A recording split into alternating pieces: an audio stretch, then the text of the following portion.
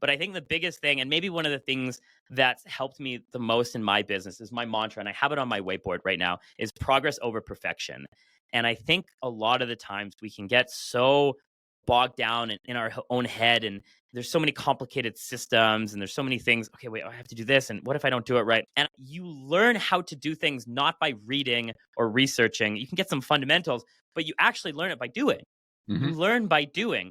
And if you're so afraid to make mistakes, perfect is the enemy of progress. And if you're afraid to make mistakes and learn and adapt along the way, you're never going to get started. And the faster that you can get over that initial fear of just trying something. Like, yeah, there's, systems and all these other and analytics and tags and keywords and optimization and hooks and etc. And it can be quite overwhelming. But the number one thing I would say is just start. Just do. You're listening to The Uncertainty Edge, the show about the art and science of moving forward when the path isn't clear. I'm your host, Sam Sivarajan. Each episode, I sit down with leaders, advisors, and thinkers to explore how they navigate uncertainty, make better decisions, and stay focused in a world that rarely cooperates. Together, we'll look for the clarity hidden inside uncertainty.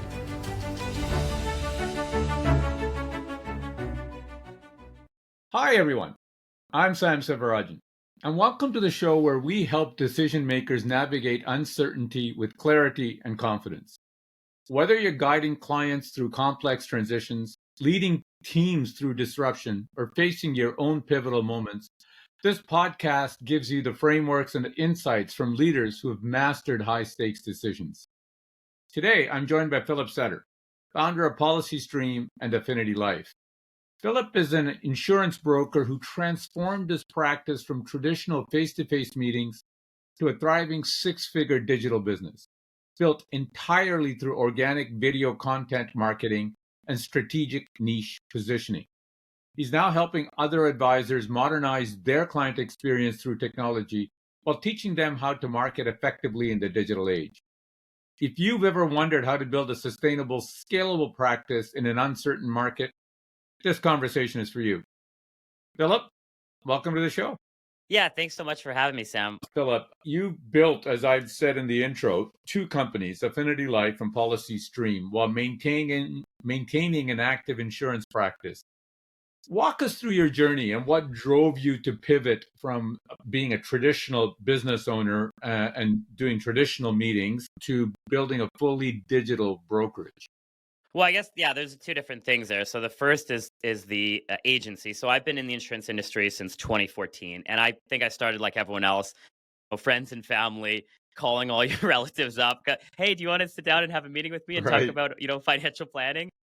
So I did that like everyone else until and I was scraping by in it. I was young at the time, so I didn't really connect with husband, wife, family, kids. I didn't have any kids myself, so I was struggling in the family market. And then I saw, just by luck, a presentation with this MGA event where they were talking about using insurance as a tax strategy with Desjardins. They were talking about the jointly owned critical illness policy. And I thought, like, yeah, that's so cool. Not everyone loves insurance, but everybody loves saving taxes.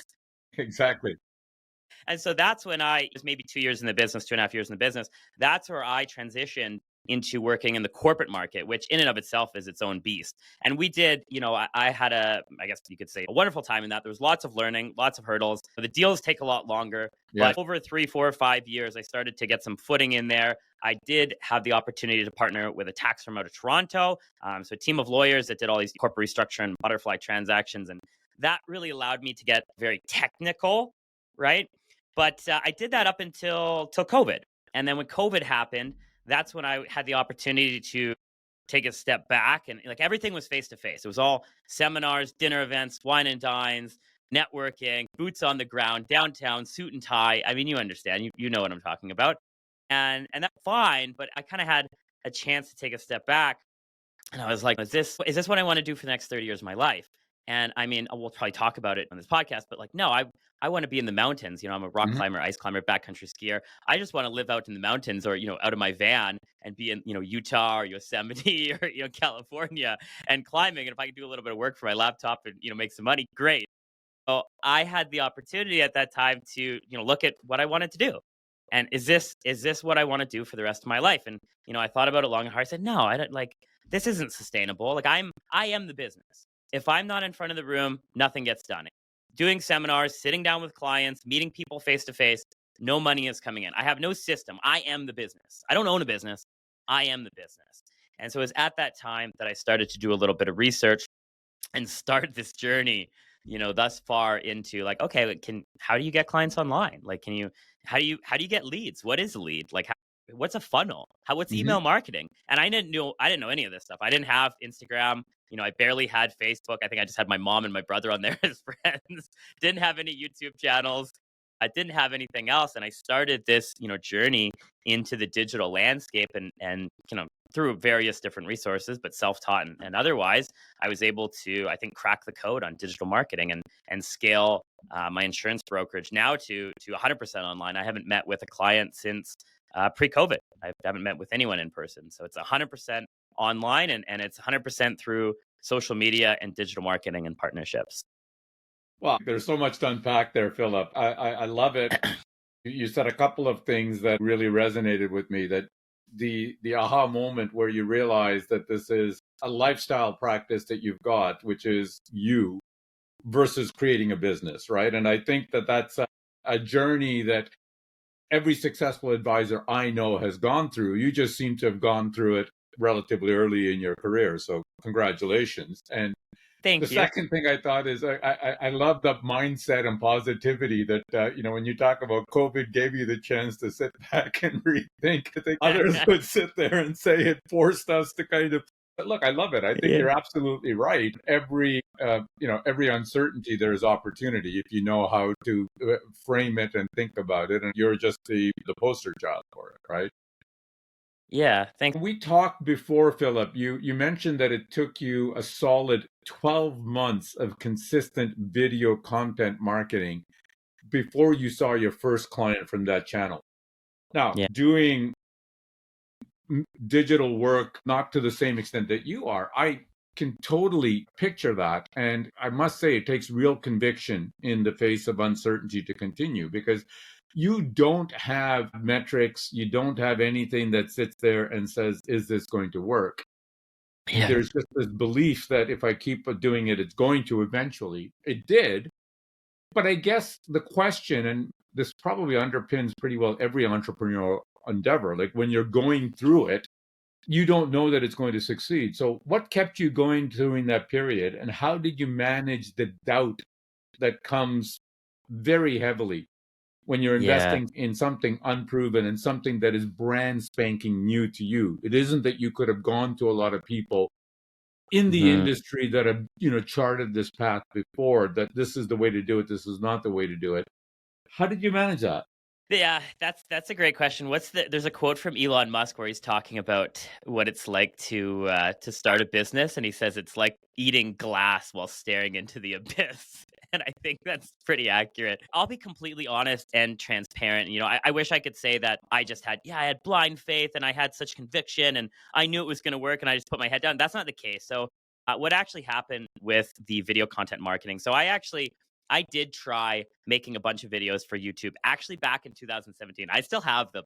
They're god awful. And I keep them. They're all private. They're on my channel. I keep them as a reminder of like, wow. And so I did Of your that and journey? not yeah, the journey exactly. I made those, did a big batch of them, nothing happened. And then and I'd always created some videos, but I never put it on YouTube. I just like created it like I thought I'd just put it once. I think I had it like in some email marketing campaign. So I tried video content marketing and I'd do a big batch of videos. And I think I had the mentality like, oh, you just do it once and then it's set up. You create a whole batch of videos and that's all you need to like. You only need to create one term life Mm. insurance versus permanent life insurance video and then it's done for the rest of your life. And obviously that's not the case. So luckily in 2020, when I was pivoting here and trying to figure out how to, get clients online, I had that same mentality again. And I created, a batch is what I'll call it, a batch of videos.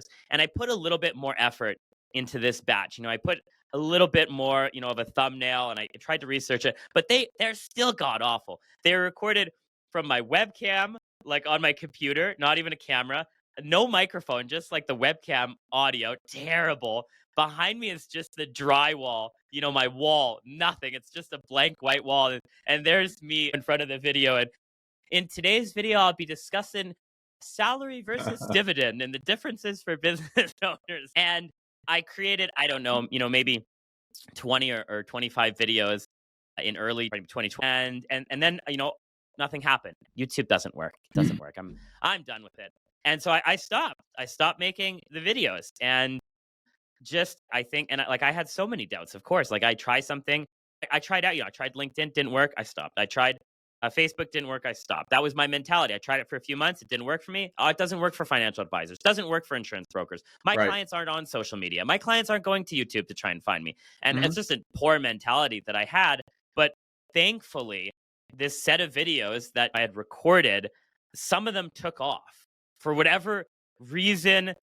People, taxation or corporate structures or whatever it was, some people started watching it. And then 6 months went by and I looked back and I was like, oh my God, like a few thousand people have watched my video. And then I was like, okay, there's something here, Philip, like just stop. And so then I did more research on YouTube. I looked at other insurance brokers and financial advisors that had YouTube channels. And I think it was just like the realization that I got a taste of success, or not even success, but a taste of, this might work. I saw other people that it worked for. And I said, all right, Philip, your clients are on YouTube. Like this is you. You're the problem. Like it's not everything else. It's not the system. It's not the video, not YouTube.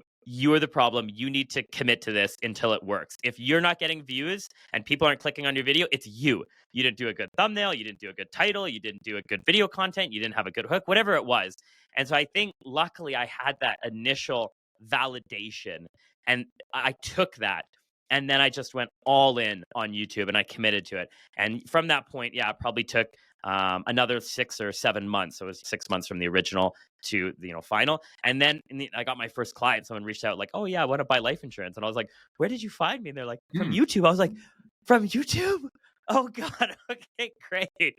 And now it's like such common practice. Like every phone call I have, I'm like, "Oh, you found me on YouTube, right?" And they're like, "Yeah." I'm like, "Okay, great. You've seen the videos. Okay." So my advice, sorry to sum that up. Yeah, I don't have. I had the validation. I guess if you can look at other people that have done it, you can see that it does work for other people. You just need to emulate what they've done, create it as your own. Of course, be authentic and genuine, but see what's worked for other people, and then just copy that, put your own spin on it, and keep going down that path.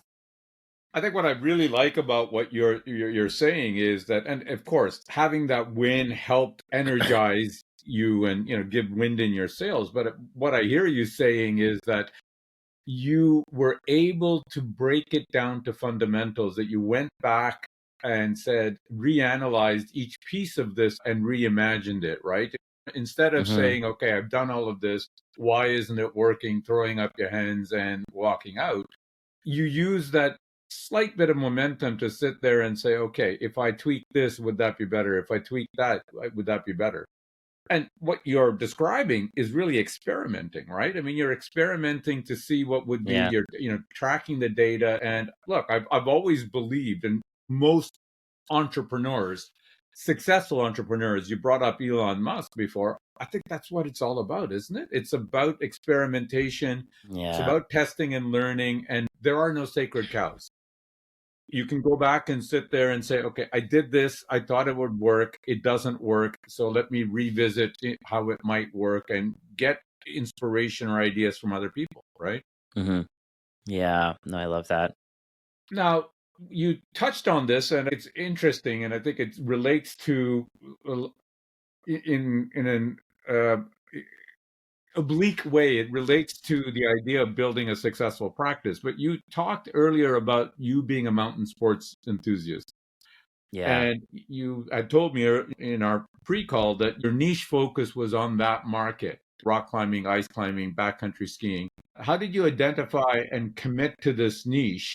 And what advice would you give to people listening who are hesitant to narrow their focus because of the common but wrong belief that limits their opportunities?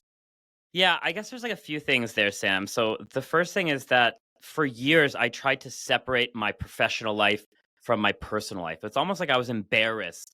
Maybe not embarrassed, but insurance can sometimes be viewed as a sleazy sales kind of thing or financial advisors. And so I tried to separate them for so many years. There was Philip Sutter, the insurance broker, and then there was Philip Sutter, the climber. And they were two completely different, versions of myself. And yeah, I really did myself a discredit. I was always not only hiding my personal side of the business, but also hiding behind company names as well. I never wanted to personally brand myself. It was always Quantum Financial, Business Critical, even Affinity Life. I've hidden behind that. And I've never just been, hey, I'm Philip Sutter, the insurance broker. I've always tried to hide behind some things. Right. So on the niche side, it was an unfortunate circumstance, I guess, that led me to work in this market. So I've been a climber for many, many years. And in 2020, with one of my friends, we had an accident on the mountain. And my friend that I was with, my partner, unfortunately, he passed away. Pardon me, at the time. He was married. He had a newborn son. Life was just starting for him, a new house and everything. And he didn't have life insurance. And I was very close with the family afterwards and, went to the funeral and everything. And I saw everything that was happening firsthand. Of course, it was a really good family and they stuck together, but there was, strains. The wife had to move and they had to, get some help and with the kid. And so it was a lot. During that process, I went out to get more life insurance for myself. I had purchased life insurance when I first started in the industry and I wasn't a climber. And so during that process, I went to go apply with a whole bunch of different companies. If you've ever, I'm not sure if you're familiar with, extreme sports as a avocation for insurance, but if you check that, box, they come back to you with a supplemental questionnaire saying like, oh, tell us more. That's so interesting. How high, how hard, how frequently, what difficulty, do you solo, etc. So I just was oblivious on the, application. Oh yeah, it's solo and hard and all these things. And the original quote was like $30, with the traditional plan. They came back to me with like, a $4 or $5 per 1,000 rating, which bumped it to like $290 a month. Yeah. And I was like, what? I was like, there's no way. So that's when I did a little bit of research into simplified issue products. And I found a few different carriers that work really well for individuals that are engaged in extreme sports. And through that, it was just like a fluke. Like I should have thought about it. I shouldn't have hid behind not only like my companies, but hid my profession from my personal life. I shouldn't have kept them separate for so long because I would have been able to identify this need much earlier on in my career. Unfortunately, it took, this accident with my friend and the realization that I should get some more life insurance to come to this position where I said, yeah, I have a market that like genuinely I can serve. As a need. There's a genuine need that these people have. It's it is dangerous. People pass away all the time. And the insurance options, they're confusing. There's exclusions, there's ratings. It's difficult to navigate. And so for years, I didn't go into this market because I was trying to hide, myself from my friends who were climbers, and tried to hide my business because I was ashamed of it for whatever reason. And once I identified this and I decided like, yeah, okay, I think there's something here. I should go all in. That's when business really exploded from that standpoint, especially. And I would probably say that niche market makes up 40 to 45% of my overall business, which is fantastic. And not only that, but it's like there's a genuine need to serve those people. Mm-hmm. There's like it's a market or demographic that I connect with, that I have a personal story that resonates with me, that I can share, and I can help them with their problems. And so I think I was doing them a great disservice by not going into that market. Sharing so I that think, part. yeah. So I think if you can find something in your life that you're incredibly passionate about. A lot of people niche down with financial services and insurance into, like, a lot of people love going to doctors or dentists. They say, I niche down into that. Well, that's fine. Listen, it's no problem. Whatever. If you want to go to that, that's fine. However, if you have something in your life that deeply resonates with you and you went through some of these problems yourself and you can fix these problems for another group, maybe you're, a woodworking professional. You love woodworking, for example, and you build, on the side, you build all these tables and things like that, and you're using saws and things. Oh, crap, I got to get that disability plan just in case I cut a finger off or something like that. All the problems of woodworkers, and you connect with them. You could build your niche to something that you're already so passionate about, and then you're not creating anything extra. You already love woodworking. You're just creating some content while you're already, living out your passion, and you're connecting with the demographic that you also are going through those pain points. So I think it's a great way to build a business if you can find those two things that align. So I agree with you 100%. I would argue to some extent that every person can do it. It's just a matter of looking. I had a former guest on my podcast who was a nuclear engineer. He was a nuclear operator in the U.S. And when he retired or when he left that industry, he became a financial advisor. And his whole niche was talking to people from the nuclear industry, scientists and engineers, because his kind of granular way of spreadsheets and things and explaining and doing things resonated with that audience. So I Yeah. think to your point, first of all, finding your passion and connecting it to your business is sound advice. But the key that you're talking about, and this former guest said, look, there's nothing wrong, as you said, with targeting doctors, targeting dentists, etc. It makes sense. But it's not enough to say that's a niche you're focusing on. You have to be able to articulate why you are the right solution for that person. It's not that I have a passion to get my teeth cleaned. There's got to be something that I do that either in my background or in the kind of solutions that I offer that is specifically tailored and works well for that. In your Yeah. case, you're connecting on a personal level with people that share your passion for rock climbing or mountain climbing, etc. And then you're able to articulate why that the solutions or the path that you've navigated and the solutions that you've found puts you in a position that you can actually serve their needs better than perhaps somebody who doesn't share that passion, hasn't walked that path that you have, right? Yeah, yeah, absolutely. No, I love the nuclear scientist.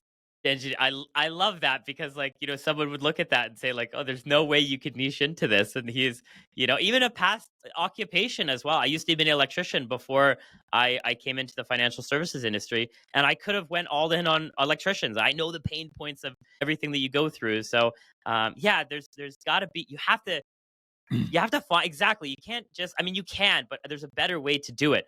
Find something that you have in your life that resonates. Maybe your partner is a dentist and you've Right, seen the struggles that go along with, right. the planning and the preparation and the school and the debt and etc. Like that would be a way to connect to dentists. But if you have nothing, if you know nothing about dentists and you have nothing and there's nothing connects you, and there's no, just because you like to get your teeth cleaned, that's not a good enough connection. I love that Well, story so much. I want to just expand on this one point because you've said that your niche has given you about 40% of your business. My belief, and I want you to challenge it or tell me your thinking on it. My belief is that, look, the niche allows you to shine, be the big fish in a small pond. Okay. If you Yep. do it right the way that you've done it. But I Yeah. think to the worries that advisors or others have that limits your opportunities. My view is that, and people that I've talked to before says that being in that niche actually puts a spotlight on you and brings other opportunities. So you've got people that connect with you initially because of your shared rock climbing passion. And then they have a friend who's in need of insurance, etc., and that they get referred. So being in Hmm. a niche, in Hmm. my view, doesn't limit you only to that market. It just gives you an opportunity to be that big fish in the pond that then makes you referable to other people. Would you agree? Is that your experience? 100%. Yeah, it's like the blue ocean strategy, right? So it's going into an ocean where there's no one else. The red ocean strategy is competing with every other insurance broker in this space. And if you just set up a website and I sell term life insurance, it's like, yeah, you and 100,000 other, right? But as soon as you set yourself apart, other people, even if they're not in that specific niche, this guy's doing something interesting and cool, totally different. Let me just check this out. Maybe he's got some services for me. So I've never found that the case to limit me with. I still work with regular families all over Canada. I still work with business owners, and I still work with climbers. So it hasn't limited me in the slightest. Awesome. Now, when we talked before, Philip, you've talked about, and I love this, you've talked about the know, like, and trust factor being the primary differentiator in, let's face it, in a commoditized industry like we're in. How does video content marketing build that trust faster or more effectively than traditional methods? And what mistakes do you see advisors make when they perhaps first start thinking about creating content?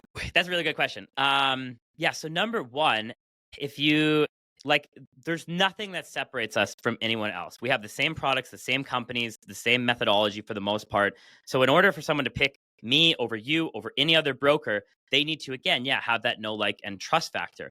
And how do you achieve that? Well, I mean, you could go door to door and you could get in front of them. Hey, I'm Philip. Nice to meet I'm a you. really nice guy. I'm a really nice guy. You can see, look, I got the mustache and I got the hair, and look, I'm a nice guy, right? Please trust me.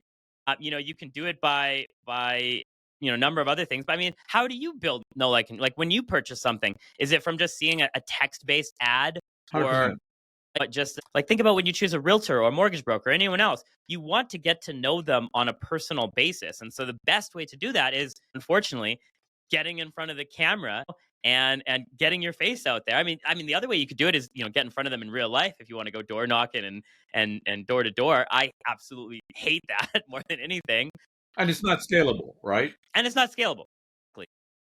Video content marketing is the best in my opinion to build that know, like, and trust factor, get in front of your potential clients and get them to really see you, as an individual and why I would work with you. And to answer your second question, the biggest mistakes that I see other advisors and myself, I can learn from my own mistakes over the last 5 years. There's two that come top of mind. Mm. Number one is not being genuine and authentic in your videos. So a lot of the times, and this is still something I have to practice every day. I have to, this is not something that comes overnight. Every single day you have to practice this. Is, when you get in front of the camera, all of a sudden you go from just, having, like, we're having a conversation. You go from that to, good afternoon, everyone. Today, you put on this persona, this facade, and everyone can see through it, right? You're trying to Yeah. pretend to be someone you're not. You're not authentic. You're not genuine, which shines through, right? As soon as they see that, you can really take people out of the video, and they'll take out of that know, like, and trust factor. The way to by the way, the way to get over this, to become more authentic and genuine, is to focus on intent. And so what I mean by that, instead of getting in front of the video and thinking like, oh God, okay, I got to make a video about term life insurance versus perm life insurance, so I get some leads and clients, and so I can pay my mortgage this month. Oh God, okay, I got to do this. Instead of thinking like that, get in front of the camera and think, who's watching this video and what am I actually trying to help them with? What am I trying to get them to? What intent am I trying? Okay, man, there's a lot of people getting ripped off in Canada buying some products. I really want to explain the differences between term and whole life so they really understand it and they don't make a bad decision. If you think about the end user and you put that intent out there, you'll be more genuine and authentic. Even this conversation that we're having right now, my intent is to think that there is another financial broker, insurance broker, financial advisor out there that's watching this, and I'm trying to deliver them real value that will help them in their business. And when I think about that intent, I can be more genuine and authentic, and that allows me to be more genuine and authentic. So that's, I guess, one of the biggest mistakes that I made. And then the second one is, I guess, being purely product focused. Right. So yes, we have some products to share. We have some complexities to share. If it's just from an informational standpoint, if you're just delivering information, if you're just, let me explain term 10 versus term 20, you're not going to be building that connection with the people. So you need to layer in a little bit of you, right? Like, as you're explaining it, you say, yeah, the reason that you might pick this product is, oh, this reminds me of a story, actually. I was just sitting down with a client, and I meet a lot of clients. I'm from Calgary and meet lots of clients back and forth. And, it reminds me, my mom used to make great soup in Calgary. Maybe you don't need to go that far. But if you just explain the products from a very just, A, B, C analytical standpoint, I mean, they could go to ChatGPT to do that. They could go to Google. They could go to somewhere else. They're trying to, okay, do I want to work with this one? Can I have a further conversation? Do I know, like, and trust them? And so if you just focus on the technical aspect, you're missing out on building that genuine connection with them. And you do that by just layering in a little bit about yourself, a little bit of personal stories throughout telling or explaining the different products. I love that. Both elements, I think, are absolutely bang on. Let me dig into it a little bit. I think your point about intent and bringing in your personal side of it both make total sense and resonate. If I can push back, I guess the reality is that when the camera is rolling, you become very self-aware that this is being recorded. And the difference between having a conversation with a client across the table versus recording a video, for example, is that there is no do-over with the client, right? So I think you automatically get that intent and everything else in there. You said that you practice. So how do you practice? How does an advisor practice getting that intent or getting that away from that persona? Call it that camera persona versus the Yep. real persona, right? Yeah, yeah. I mean, it's a muscle like anything else. You don't do push-ups for 10 years and you go down to do a push-up. I mean, you're gonna do one and your arms are gonna be shaking. If you're doing push-ups every single day, 100 push-ups a day, you're gonna get pretty damn good at doing push-ups. So it's like anything else that we want to, train and work out. Consistency is key. And if you commit regular video schedule via whatever platforms, obviously I recommend YouTube, but if you commit to a regular video schedule and you're creating content all the time, you just naturally over time will get more and more comfortable in front of the video. And I've even noticed this in myself over the last 6 weeks. I've been recording this huge curriculum, which we can talk about, that I've probably recorded 70 videos in. And I could see from the first video to the last video the difference that even I can see in a 6 week period in myself. So the more that you get in front of the camera and the more that you just stop and reflect and bring that intent back and say, who am I genuinely trying to help? What problem am I trying to solve? And who am I genuinely trying to help? Then again, it's like a muscle, like anything else. You get better and better. Consistency is key. And eventually over time, you'll be like, oh yeah, this is just natural. The camera is just like me talking to Sam. So let's talk about your latest project that you just referenced, and let's tie it to this. You've Sure. explained to me that you've systematized your content creation process. So you've got scripts, you've got batch recordings, you use overseas editors, you've scheduled your releases. Talk to us a little bit about your experience and what your latest project that you've done, and then tie it to, I guess, lessons for advisors who are far earlier in their journey. They're convinced by what you've just said. What is the baby step that they can take to start along that journey? Sure. Yeah. So the curriculum that I've been building is basically, I'm calling it the social media mastery for financial advisors. It's everything that I've learned since, 2015, I guess, but especially 2020, that's allowed me to scale my brokerage 100% online using YouTube, Facebook, Instagram, LinkedIn, TikTok, etc. Both from video content production, niche marketing, partnerships, editing, scheduling, batching, etc. All of that, the whole system. And I'm almost done it. I should be done it in 2 weeks. The idea came for it, and we can talk about PolicyStream, but every PolicyStream user, and not only the users that have signed on, but also the conversations that I've had for the software, they say, oh, this backend system is phenomenal. It's great. So you just got to get clients to go there and they fill out the application and they, get the quotes. And then they'll say, okay, great. So how do I get the clients to the website? Right. I'm like, well, I mean, that's the magic sauce, isn't it? So as I've been having those conversations, I thought like, okay, a lot of people are asking these questions. Maybe there'd be some value in me putting together a little bit of a curriculum. So I've done that, and it's actually 100% complimentary to all PolicyStream users. So I genuinely want them to go through it, get the information, take the principles, put it into their own practice, and build that up and be able to. Because the more business that they get, the more valuable my software will be to them, obviously. The more sticky they'll be as a customer, which long term is, good for both of us. So that's the whole kind of nutshell right there. How a new advisor, if I could go back in time, the biggest thing that I think I would tell myself if I could go back 10 years, there's, 10 lessons, tons of lessons that I could take back. But I think the biggest thing, and maybe one of the things that's helped me the most in my business, is my mantra, and I have it on my whiteboard right now, is progress over perfection. And I think a lot of the times we can get so bogged down in our own head, and there's so many complicated systems, and there's so many things. Okay, wait, I have to do this, and what if I don't do it right? And you learn how to do things not by reading or researching. You can get some fundamentals, but you actually learn it by doing. Mm-hmm. You learn by doing. And if you're so afraid to make mistakes, perfect is the enemy of progress. And if you're afraid to make mistakes and learn and adapt along the way, you're never going to get started.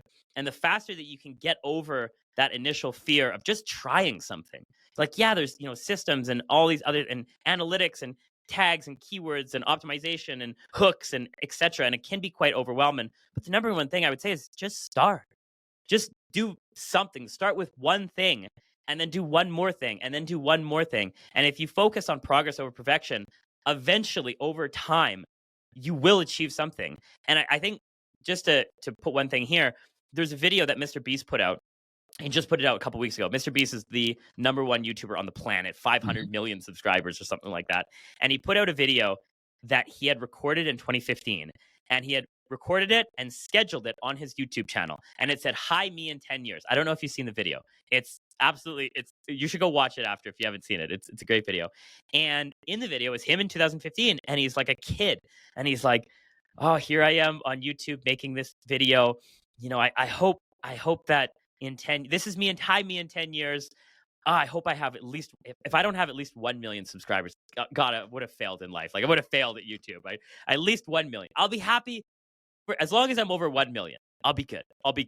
And you watch that video and this is him 10 years ago. And I think we overestimate what we can do in a short period of time and underestimate what we can do in a long period of time. And Mr. Beast is the perfect example of progress over perfection. If you look at his early videos, they're terrible. Just like my early videos, they're terrible. But he was just the perfect example of like, I am going to figure this out no matter what it takes. And I'm just going to keep putting out bad video after bad video after bad video until it gets good. And then it'll get better and then better and then better. So for new advisors, stop worrying about all the high level. Just do something.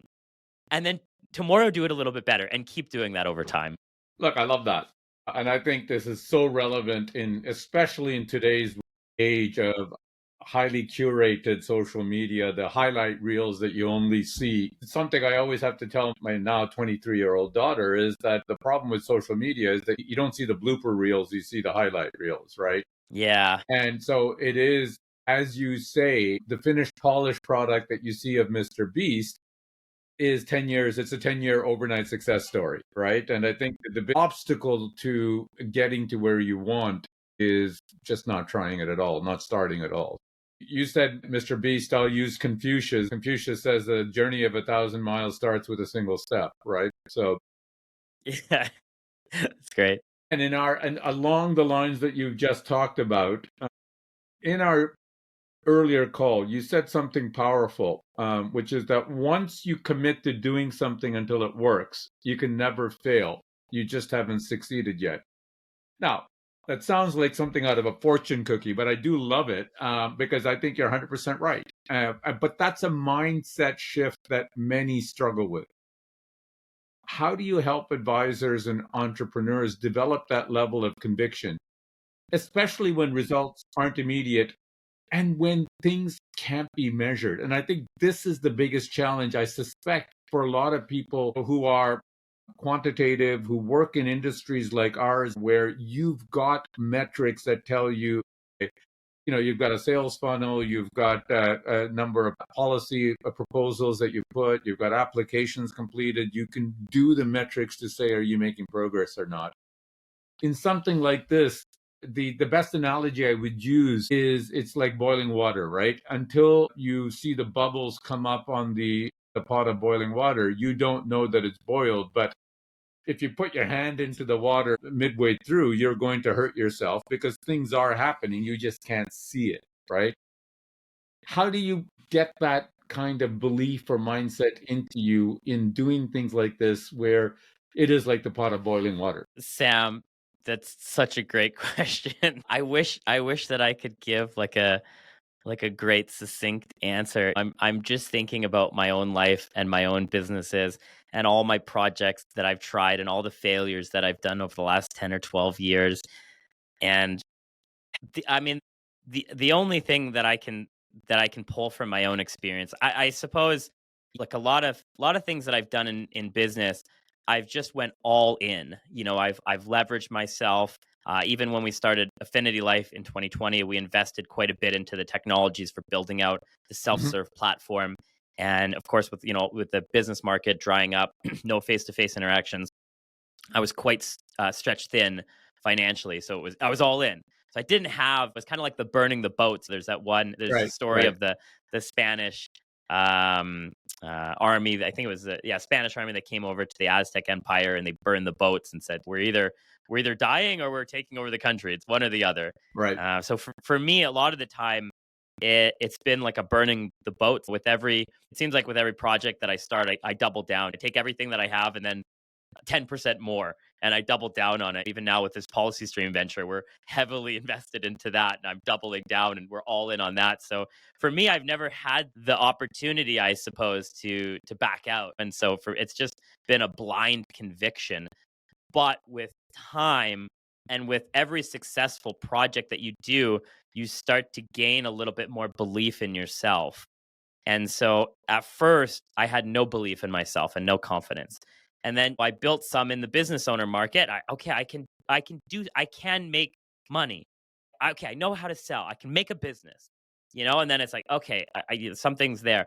And then when COVID happened in 2020, initially I first built the chartered corporate insurance curriculum. I was waiting for the software to be built for my website, so I launched that, and that was super successful. We're able to make six figures from that. And so okay, all right, so I can build something. Then Affinity, when I was building that, I'm like, God, is this ever going to take off? Like, probably not, but maybe. But I already had some validations, and then it did take off. Okay, so Philip, you can do things. Just keep working at it. And so it gets easier with time. The more successful projects that you have, the more validation and confidence and belief you have in yourself to keep going. But if you don't have any of that, the easiest, like I don't know how you have blind conviction. I mean, the easiest way to just have some conviction in yourself and your business is to burn the boats. And I don't know how you do that, but if you want to like fully commit to something, go.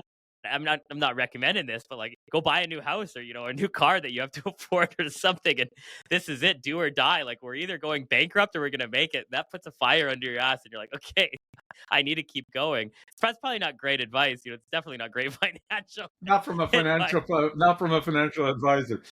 No, but look, I get your sentiment, and I think it's a great answer. At the end of the day, I think you do need to be fully committed, right, to whatever your initiative that you're doing. If you kind of sit there and are already planning excuses or exit ramps or off ramps, you're always going to be looking for it. And I think your point about looking internally for your own sense of validation and experience, I think is very powerful. I mean, I'm not anywhere near the climber that you are, but I climb. And I remember my very first climb that I've done, it was high altitude, and I'd never experienced that level of altitude before. And it was tough. So the next time I did it, it was easier. And the next time I did it, it was easier. It's never a cakewalk, but I think that each experience gives you learnings that you can use for the next one. And I think each experience is also something you can look back to kind of sit there and say, I can do this. And I'm going to make a completely random connection, but I will say this. So I've done this, I've run marathons, and earlier this year, I did a 10-day silent meditation in a monastery in Thailand.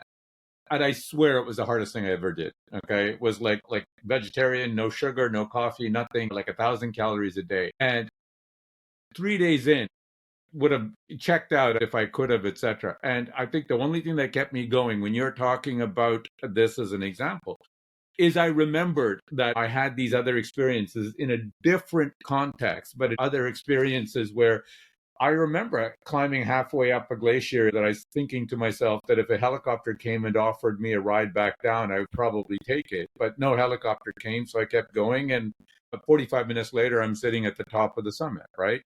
So I think I had to remind myself on this monastery experience that it always feels darkest before the dawn, and in my own personal experience, so you can go through it. So I think it's a great reminder. It's a great lesson that you're sharing.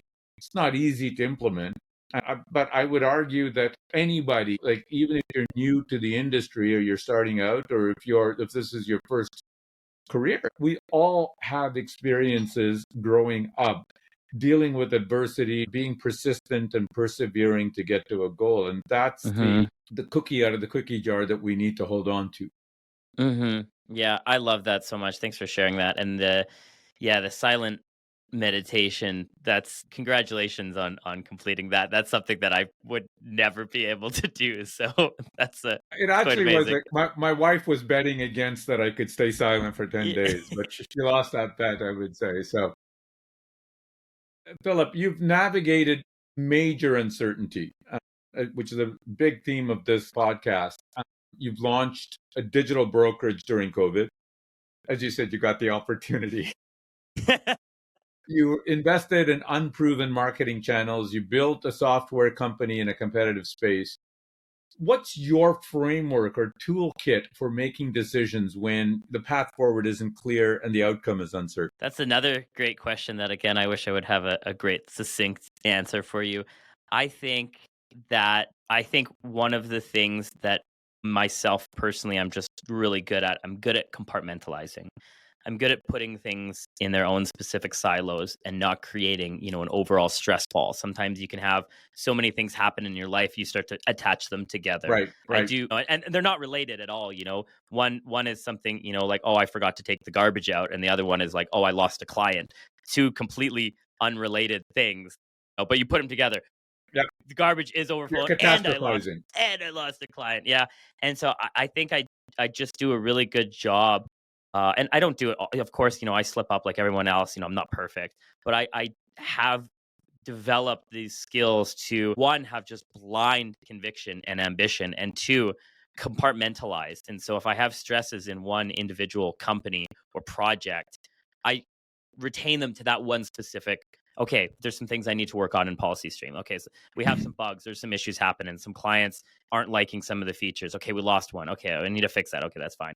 The clients over there on Affinity Life side, that's separate. Okay, don't worry about that. That's a different problem that I have to deal with later. So, I don't know if that's like the greatest answer, but I think I've No, just developed. I love it. I think you're so right. I think we do need to get better, all of us, at being able to isolate problems, right? And you don't need to solve the world. Yeah. You need to solve the specific problem in front of you at this stage and then move on to the next. So again, Yeah. as you say, it's a great discipline to have, and it's progress, not perfection, right? So Yeah, exactly. And I mean, if you think about it, if you have, let's say you can rank problems, on stresses on a scale of 1 to 10, and I think a lot of times people will feel, if you ask them, how stressed are you? Oh, I'm at a level 7 stress or level 6 stress or 8 stress. Well, does that mean you're dealing with level 8 stresses? No, it means you have a bunch of level 2 stresses that you're piling all together that's getting you to that level 8. But if you just took the time to write these all down, okay, I have some bills coming up I'm stressed about. I got to make some more money. Okay, that's one problem. Let's put that over. Let's put that at level 3, maybe level 4. I got to talk to this client and send them some more illustrations. They weren't happy. Okay, that's a level 1 problem. Level 2. If you actually wrote out all your problems and scaled them on 1 to 10, you would realize you're way more stressed than any individual problem that you have to deal with. So just isolate each specific problem and deal with it, and then reduce your stress accordingly. And I think if you practice that over time, it'll just get easier and I easier. love that. I love that framing. I think you're 100% right. We live, this is what you say, classic first world problems that collectively are overwhelming, but individually are relatively easy to manage, right? And Yep. we just need Yeah. to kind of isolate them and deal with it in that context. Philip, we're coming to the end of our podcast, so I have a few final rapid fire questions for you. So, number one, professionally, what is the most important lesson you've learned over the years? The most important lesson I've learned over the years. I suppose I have two. I have two Yeah, that but I'd like to share. I couldn't narrow it down to one specific one. The first lesson that I've fought for the longest time, and I'm learning more each and every single day, is that you are not your company. You drive business by driving your personal brand. And I've hid behind all of my company names for so long, and I've hid my personal life climbing from my professional life. And I think if I would have grasped that sooner on in my career, we aren't in the insurance business. We're in the marketing business. We're in the business of getting people to know, like, and trust us. And even businesses that have a unique product and a genuinely different, like Tesla, for example, and SpaceX and these other companies, they're still led by a personal brand. Elon Musk is still out there tweeting every single day and driving those companies forward. Mhm. I tried for so long to be this nameless, faceless organization that made money secretly behind the scenes. And I think that has costed me probably hundreds of thousands of dollars over my entire career. So I guess that would be one, is Great. my personal brand and me as an individual is the thing that is pushing business forward. And the second thing, I've already shared this before, but I do just want to share it again because it is my mantra, is progress over perfection. That has helped me tremendously in every single project that I've ever done and company that I've ever done. If I focus so much on trying to make it perfect and I didn't get started, I wouldn't be anywhere. I wouldn't be anywhere where I am today. And so yeah, those are the two things. My personal brand is everything, and progress over perfection. I love that. Both are so valuable, and I wholeheartedly agree with both those lessons. And last one, what is one tip that you would leave for listeners on how they could apply the insights that you shared today? This is specific to video content marketing, but I think you can put it into a lot of areas of your life. You can think about it even in your business as well. Sometimes we get very caught up in the analytics and the money making and want to get into business to make money. But if you take all of that back and you take it back to that intent framework that I previously mentioned, and you think about, well, who am I actually genuinely trying to help? Who am I trying to serve? I think that's a better way to live your life and run your business. And I think you'll find that you're a lot more passionate about waking up and getting in front of the camera, or getting in front of the computer, or getting in front of clients when you have a little bit of a higher purpose and a higher end goal in mind than just making money. I'm assuming that all of us have had choices, still have choices on how we make that money. I think you always have to tap into that reason. Is it who you serve? Is it what you do? Is it how you do it? But I think if you can tap into that, it allows that, what you talked about, intent, to that genuine personal connection. It's far easier to be made, right? Yeah. Yeah. Philip, this has been a really fun and great discussion. If listeners want to learn more about you, about PolicyStream or Affinity Life, where should they go? Yeah, lots of places you could connect with me all over social media. The two best places would be LinkedIn, just Philip Sutter on LinkedIn. And then the other one, I am launching a new YouTube channel, which is solely focused on creating content for financial advisors and insurance brokers, teaching them social media, digital marketing, automations, etc. And that is just under YouTube, Philip Sutter, quite easy to find. Awesome. Philip, thank you for joining us today on the show. Yeah, thank you so much, Sam. I really appreciate it. It was a pleasure talking to you. Yeah, you as well. You're listening to The Uncertainty Edge, the show. In this episode of The Uncertainty Edge, I spoke with Philip Sutter, founder of PolicyStream and Affinity Life, about transforming his insurance practice into a thriving six-figure digital business built entirely through content marketing. Here are my three key takeaways. Number one, progress over perfection. Philip's mantra isn't motivational fluff. It's the framework that allowed him to navigate every major pivot in his career. When he started creating videos in 2020, they were terrible. Webcam quality, blank wall, no microphone. But he didn't wait for perfect equipment or a polished script. He started. And 6 months later, when some videos gained traction, he doubled down. The lesson: you don't learn by researching, you learn by doing. If you're waiting for the perfect moment, you've already failed. Start badly, and then improve daily. Number two, niche down, scale up. Philip's focus on rock climbers and extreme sports enthusiasts came from tragedy, losing a climbing partner with no life insurance. That painful moment revealed the truth. Hiding your personal passions from your professional life is a disservice to both. His niche now drives 40% of his business, but it doesn't limit him. It amplifies him. Being the big fish in a small pond makes you referable beyond that pond. Find something that deeply resonates with you, where you understand the pain points. Your niche isn't a cage, it's a spotlight. Number three, intent drives authenticity. Philip's breakthrough wasn't technical, it was psychological. He stopped thinking, I need leads to pay my mortgage, and started thinking, who's watching this and what problem am I solving for them? That shift from transactional to intentional changed everything. When you focus on serving rather than selling, people feel it. The same principle applies whether you're creating content, meeting clients, or leading teams. Ask yourself, who am I genuinely trying to help? That intent makes you authentic, relatable, and trusted. Philip reminds us that uncertainty isn't something to avoid. It's where conviction is built, one imperfect step at a time. The leaders who thrive aren't the ones with all the answers. They're the ones willing to start before they're ready. Thanks for listening to this episode of The Uncertainty Edge. If today's conversation sparked something, subscribe to the podcast so you don't miss an episode. You'll get practical tools, deeper insights, and new episodes every other Tuesday. Please leave a review wherever you get your podcasts. And you can also subscribe to the newsletter at theuncertaintyedge.com.